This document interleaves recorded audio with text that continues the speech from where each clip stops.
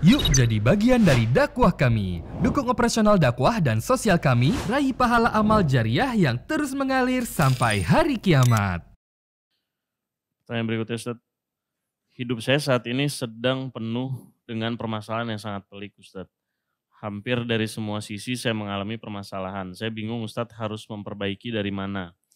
Apa yang harus saya lakukan dan apa yang harus saya perbaiki. Apakah betul kita sebagai hamba Allah tidak disuruh mencari solusi, tapi fokus memperbaiki hubungan kepada Allah saja? Permasalahan ada dua kalau saya melihat. Ada permasalahan yang dilahirkan oleh orang itu secara pribadi, ada permasalahan yang lahir dari eksternal dia. Mayoritasnya ya, 80% permasalahan itu lahir dari diri kita sendiri. Kita yang melahirkannya. Sengaja kita cekcok sama orang, sengaja kita masuk ke ranah orang lain, zona orang lain misalnya. Atau sengaja kita ugal-ugalan pada saat bawa kendaraan, sengaja kita makan makanan yang sudah basi. Atau. Nah ini lahir dari permasalahan diri kita sendiri. Oleh karena itu teman-teman sekalian, dalam Islam kita dilarang untuk melahirkan permasalahan buat diri kita. Gak boleh. Kita tahu jangankan terjerumus dalam satu kesalahan yang membahayakan diri. Baru saja kita tahu itu adalah syubhat atau itu berbahaya. Dari awal sudah dilarang, gak boleh kita ke sana. Kita tahu nih kalau kita jalan-jalan sana itu licin, nanti akan berbahaya. Gak boleh kita lewat di situ dari awal. Kita tahu kita kalau berteman sama orang ini nanti akan menjerumuskan kita. Dari awal kita gak boleh. Gitu kan? Kita tahu kalau kita masuk pekerjaan ini, komunitas itu akan menjauhkan kita dari orang. Dari awal kita tidak boleh. Maka ini poin harus diketahui. Jadi kebanyakan orang memang dia menggunakan manajemen konflik dalam dirinya. Dia memang mengatur dirinya untuk selalu punya permasalahan. Terbukti setiap bangun tidur, setiap aktivitas yang pertama adalah permasalahan orang lain.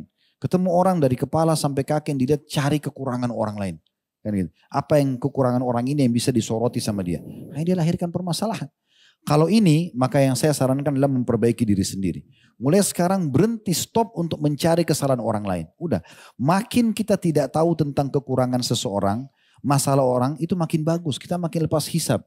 Kalau depan mata betul-betul kita lihat kesalahan tersebut, maka di situ kita wajib untuk meluruskan. Kalau permasalahan itu eksternal, bersabar.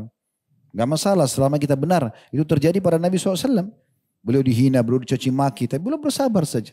Tidak ada orang di muka bumi yang luput dari lisan manusia. Pasti akan diganggu.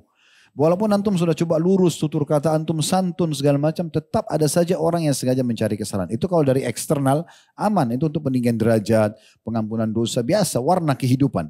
Allah mengatakan tentang hamba-hamba Allah Ar-Rahman, ya ibadur Rahman, hamba-hamba Allah yang maha pengasih, wa idha khatabahumul jahiluna qaulu salama. Kalau mereka diajak ngomong sama orang jahil, mereka mengatakan salama, ya udah terserah Anda mau ngomong apa terserah. Jadi kita jadikan itu sebagai ajang tambahan pahala buat kita.